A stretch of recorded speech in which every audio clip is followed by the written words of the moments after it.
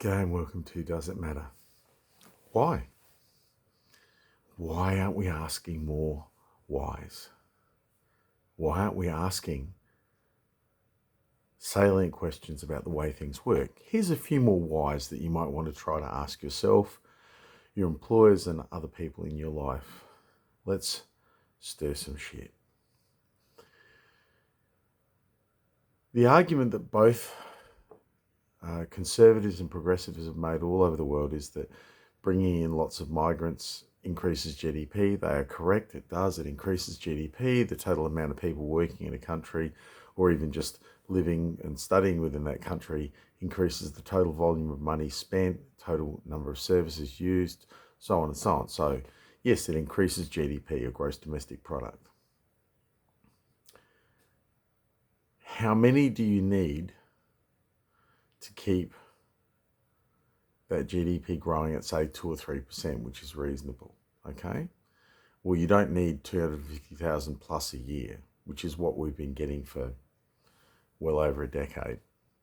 Both Labor and Liberal pour people into this country between 250 and 300,000 plus a year, and have for ages. In fact, Labor had plans, or at least that was the tactic, to bring in 500,000, 500,000 to 600,000 a year for 3 years, and then they backed that down to 250. My suspicion is that's what they intended to do all along, but they just raised the ante so that when people protest, they look like they're very reasonable and responsive in dropping it down to 250,000 a year. That's still 20,000 annual migrants per capital city, per region, if it's spread amongst the regions as well, and it is. That's far more than we actually need to maintain GDP. So what else could we be bringing so many migrants into the country for? You know, some people want the big Australia. It's not an entirely bad idea, but it has a lot of holes, it has a lot of weaknesses. It has a lot of side effects that we haven't considered. What it also does is it drops wages.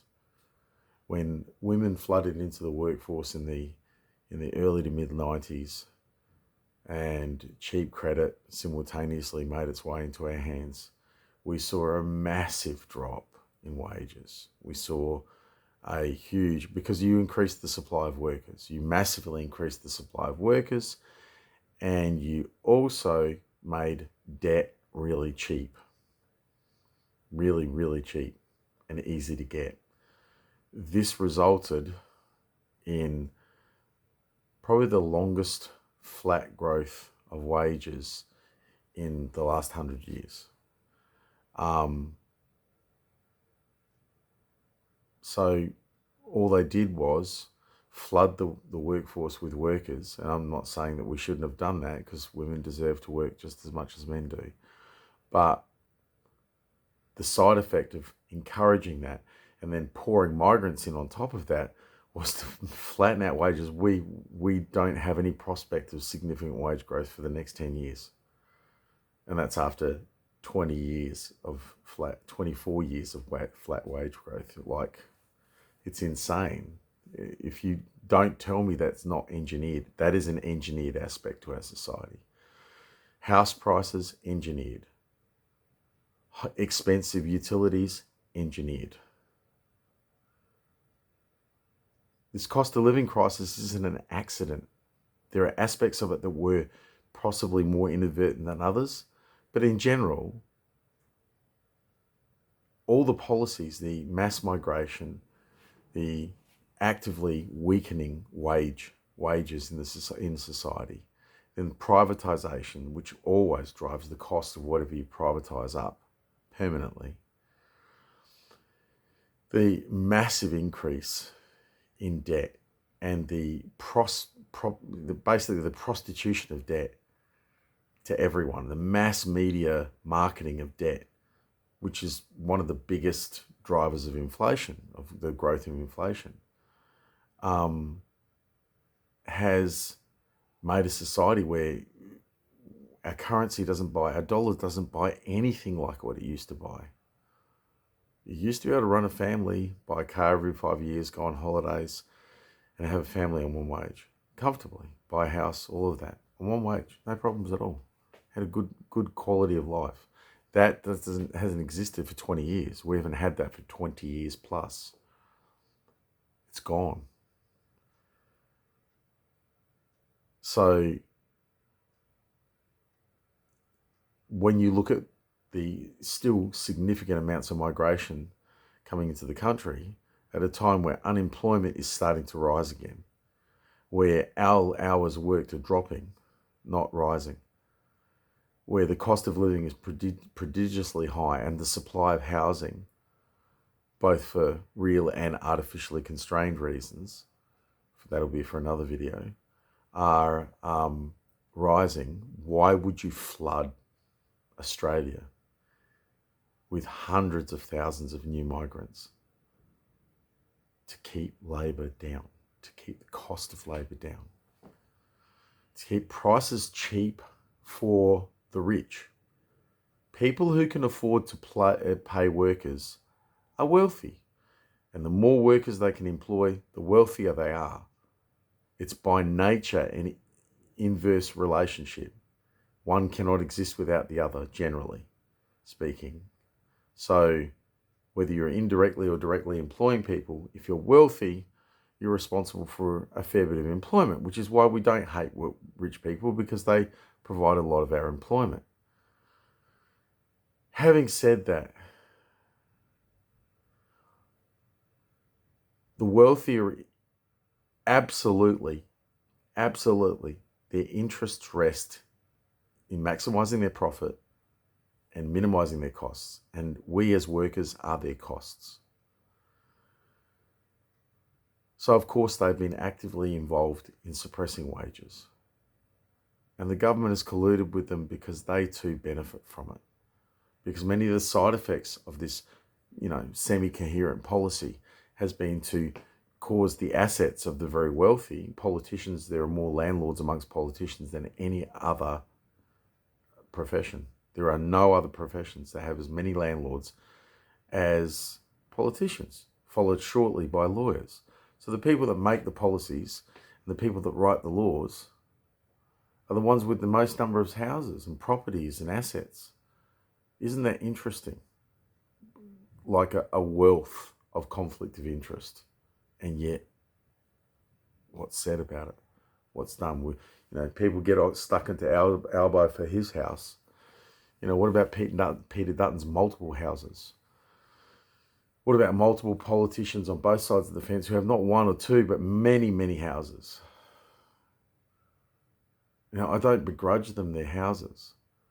But when the leadership of this country are busy like pigs at the trough, making personal profit and personal gain, which is driving inflation across the board, when they're making decisions to privatise our assets and utilities to further weaken political discourse, to further weaken the wages, to further weaken the workers themselves and their ability to organise and articulate their needs and to compete, you've got to wonder how much further they're willing to go. I mean, governments are hand in hand with them. They've said that it's okay for these guys, these people we work for, to take 70, 80% of the money that we earn, the productivity that we earn from the sweat of our own brows. We don't even get half of that. Not even half. Who said that was okay?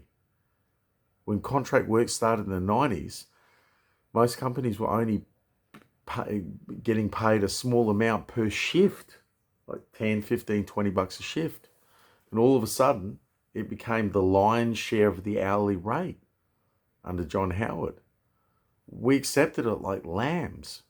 We walked under the yoke of the Samnites and obeyed what we were told, like a bunch of blind, feeble lemmings. Why did we do that? Why do we continue to allow our pants to be pulled down by the bouge, by the wealthy? It doesn't make any sense. Who said that they could commandeer 70% to 80% of a worker's productivity We should get at least 50 or 60% of what we earn.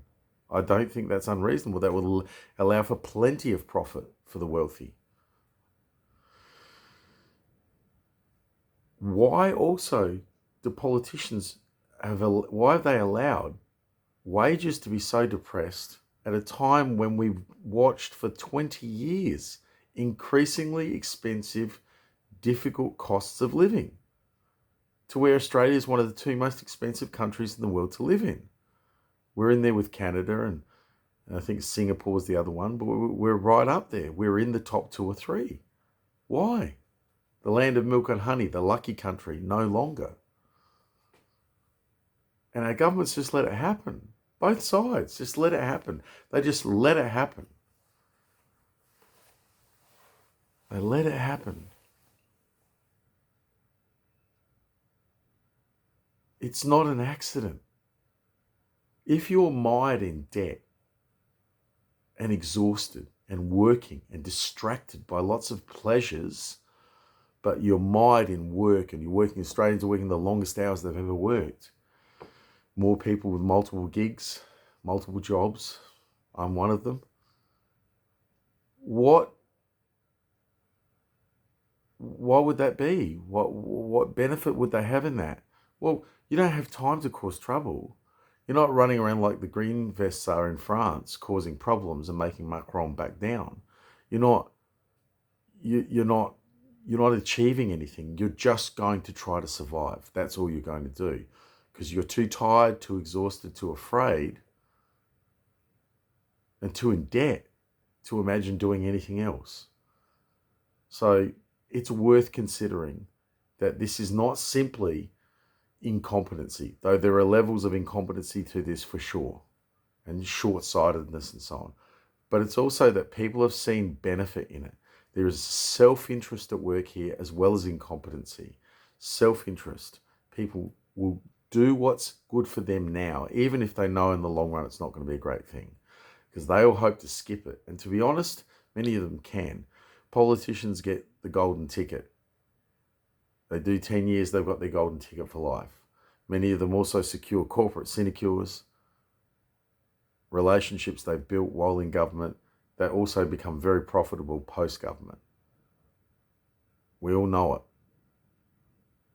So we are dealing with a level of corruption, institutionalized corruption, that is as bad as any third world nation. And we need to do something about it. We need to first talk about it, be aware of it. And we need civil disobedience. We need to be civilly disobedient. We need to withhold tax. We need to do acts of peaceful, and it has to be peaceful, disobedience to shut society down so that these greedy fat oligarchs can learn their place. They're necessary to society. We need them, but they also need to know their place. They're servants of society as much as they are recipients of it. And at the moment, all they can see is the taking part and not the giving.